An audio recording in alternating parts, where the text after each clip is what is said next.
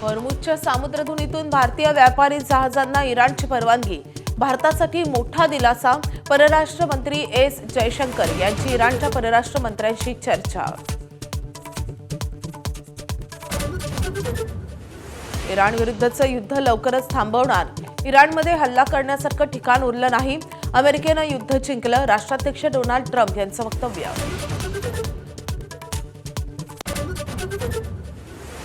मार्चमध्ये रशियाकडून भारताच्या तेल खरेदीत फेब्रुवारीच्या तुलनेत 45% वाढ. फेब्रुवारीत 10 लाख बॅरल्स तर मार्चच्या 11 दिवसातच 15 लाख बॅरल्स तेलाची खरेदी. इराणच्या शाळेवरील हल्ल्यासाठी अमेरिका जबाबदार, लष्करी तपासात बाब समोर आल्याचं CNN आणि न्यूयॉर्क टाइम्सचं वृत्त.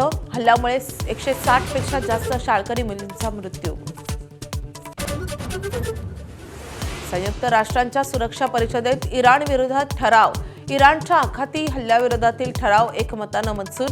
15 पैकी 13 देशांनी ठरावाच्या बाजूने केले मतदान.